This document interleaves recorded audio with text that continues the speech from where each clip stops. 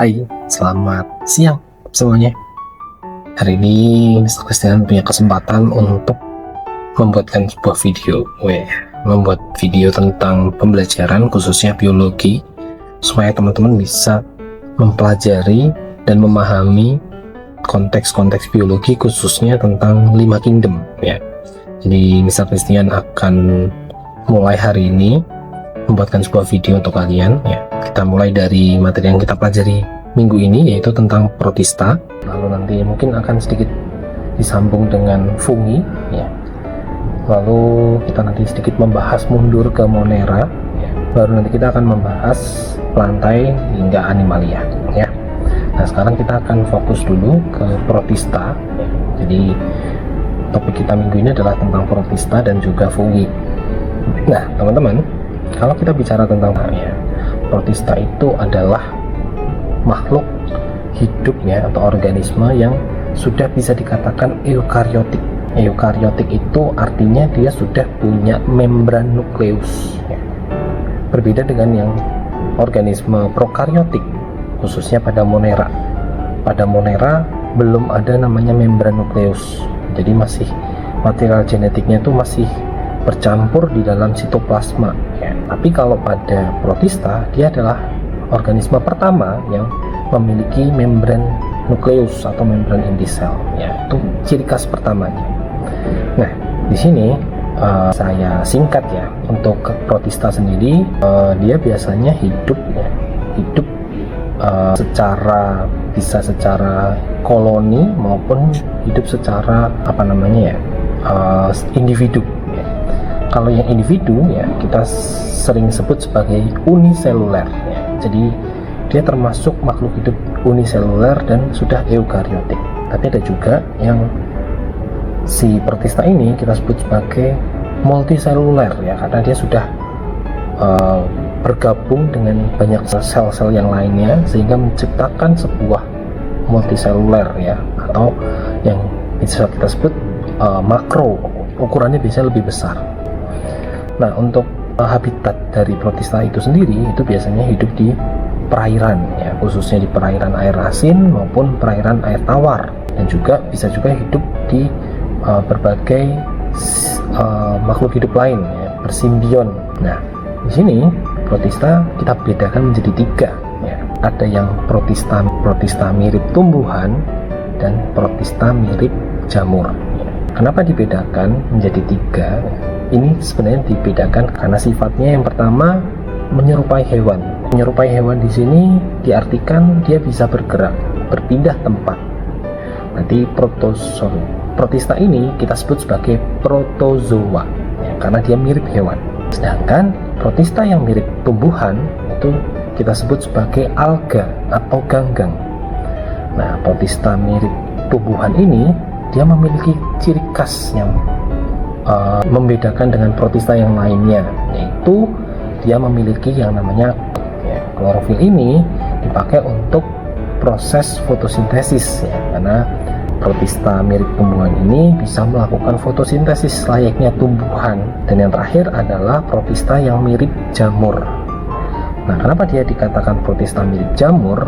Karena dia punya sifat heterotrof ya, artinya dia membutuhkan makanan dari organisme lain, berbeda dengan autotrof ya. Autotrof itu bisa menghasilkan makanan sendiri dengan cara fotosintesis, sedangkan heterotrof itu butuh organisme lain. Tetapi dia mirip jamur karena organisme yang dimakan itu adalah organisme yang sudah mati atau jasad ya. Sehingga dia berperan sebagai pengurai. Biasanya dalam rantai makanan kita sebut sebagai decomposer. Nah, itu tadi pembagian karakteristik dari protista. Ada yang bersifat fotoautotrof ya, berfotosintesis, memproduksi makanan ini sendiri. Heterotrof artinya harus memakan organisme lain seperti tadi protozoa. Dan saprofit atau dia memakan organisme tapi yang sudah mati. Nah, sekarang kita akan membicarakan berbagai macam pembagian dari protista yang tadi yang sudah kita sebutkan ya, ada 3 ya. Kita mulai dari yang protista mirip hewan atau sering disebut protozoa. Nah, protozoa ini dikatakan mirip hewan karena dia memiliki alat gerak. Kalau kita perhatikan, nanti kita akan menemukan 4 macam klasifikasi dari protozoa. Yang pertama itu Rhizopoda. Rhizopoda itu adalah protista yang dia menggunakan kaki semunya untuk bergerak. Jadi Rhizopoda, poda itu artinya kaki, rhizo itu artinya semu. Jadi kaki semu. Jadi seolah-olah dia bisa bergerak ya, mengikuti arah. Misalnya ada makanan, dia akan bergerak menggunakan bagian tubuhnya, sel-selnya itu bisa fleksibel seperti slime yang menggerakkan bagian tubuhnya dengan ya istilahnya menggunakan kaki semuanya tadi ya, sehingga nanti dia berhasil mencapai tujuannya untuk mendapatkan makanan. Kemudian ada filum ciliata. Ciliata ini artinya adalah rambut getar.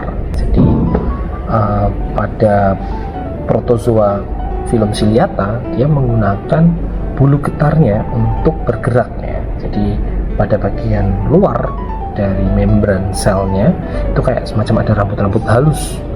Nah itu digunakan untuk dia bergerak.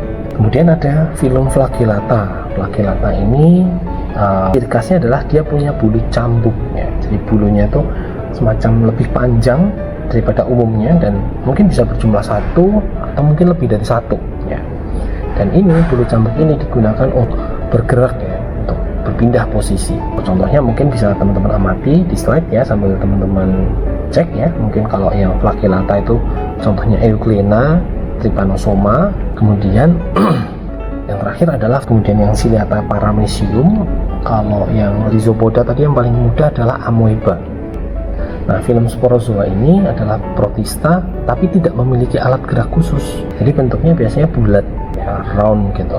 Karena dia tidak punya alat gerak khusus ya, dia bisa berpindah tempat dengan cara mengubah kedudukan tubuhnya ya. Jadi bagian-bagian tubuh pada sel yang kita tahu kayak nukleus, mitokondria, vakuola, atau mungkin Golgi apparatus ya, dan sebagainya, itu dipindahkan kedudukannya. Jadi kalau dia mau bergerak ke kanan, organ sel itu dipindahkan semua ke kanan supaya dia bergerak ke kanan ya, menggelinding ke kanan ya, kurang lebih seperti itu. Contoh dari sporozoa itu adalah Plasmodium vivax. Ini adalah salah satu penyakit yang bisa menyebabkan penyakit malaria, dan penyebabnya adalah nyamuk Anopheles. Nanti untuk siklus perkembangan dari sporozoa teman-teman bisa baca juga, cek di slide ya, ada fase sporogoni, skizogoni, dan gamagoni.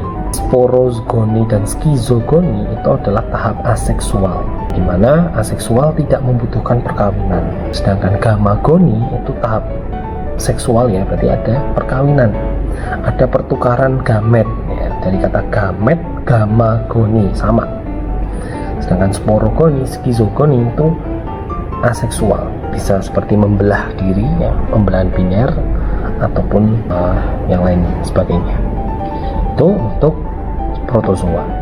Nah, yang berikutnya yang mau saya jelaskan adalah tentang protista. Protista ini adalah protista yang mirip tumbuhan. Contohnya adalah ganggang dan juga algae. Nah, di sini protista mirip tumbuhan ini punya klorofil ya, atau kloroplas yang bisa melakukan fotosintesis. Jadi ciri-ciri ganggang biasanya ada yang bersel satu, ada juga yang bersel banyak atau multiseluler. Ada yang ukurannya kecil, mikroskopis, ada juga yang ukurannya besar, makroskopis. Seperti rumput laut itu bisa dikatakan sebenarnya protista yang mirip tumbuhan. Kemudian struktur tubuhnya, karena dia memiliki struktur mirip sel tumbuhan ya, berarti dia eukariotik ya, dia punya dinding sel dan juga ya, kloroplasnya yang paling penting sebagai tempat terjadinya fotosintesis. Nah, kemudian nanti kalau kita bicara tentang klasifikasi dari protista mirip tumbuhan atau algae, kita akan mengenal berbagai macam algae berdasarkan warnanya. Ada yang warna merah, ada yang warna biru, ada yang warna emas ya, itu karena ditentukan dari pigmen fotosintetiknya ya. Jadi ada pigmen tertentu yang bisa menciptakan warna fenotipnya, khususnya kayak contohnya karoten, xanthofil, phycoerythrin, vicocyanin, dan fucoxanthin.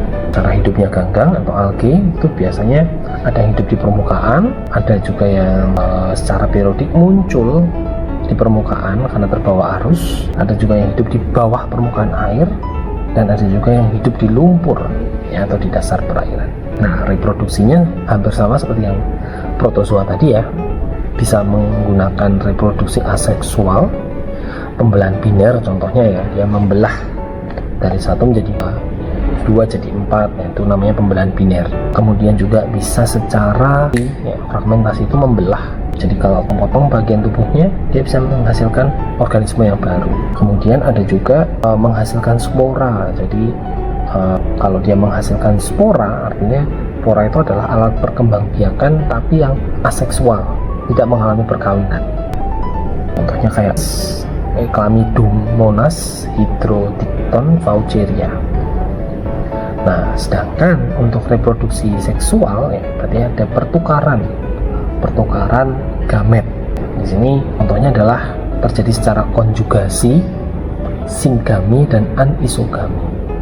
Jadi konjugasi itu ketika ada ganggang ya, mereka saling bertukar material genetiknya, bertukar mikronukleusnya lebih tepatnya di sini ya. Jadi supaya nanti menghasilkan keturunan yang lebih variatif karena percampuran dari dua ganggang yang berbeda. Nah, untuk isogami sama anisogami konjugasi tadi sudah dibahas.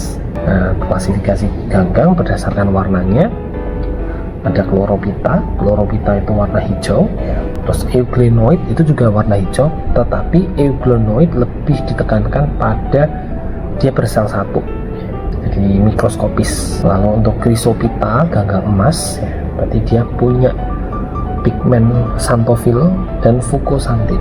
Lalu ya, Pyrophyta ini adalah salah satu ganggang yang bisa mengeluarkan cahaya atau istilahnya ganggang api. Jadi air lautnya bertampak bercahaya, berpendar di malam hari karena mengandung fosfor. Lalu chlorophyta jelas ya ganggang hijau, sering banget nih kita temukan kayak rumput laut ya, kayak nori, ulva, chlorella dan sebagainya. Kemudian Phaeophyta itu berarti dominan warna coklat ya, berarti dominan pigmen fucoxanthinnya. Lalu yang terakhir adalah Rhodophyta ini dia punya pigmen warna merah, berarti klorofilnya punya pigmen vicocyanin, phycoerythrin, dan juga karoten. Biasanya kalau yang ganggang merah ini sering banget ditemukan di perairan laut ya, jadi terumbu-terumbu karang. Oke, mungkin seperti itu penjelasan tentang protista hari ini. Semoga membantu ya. Bye.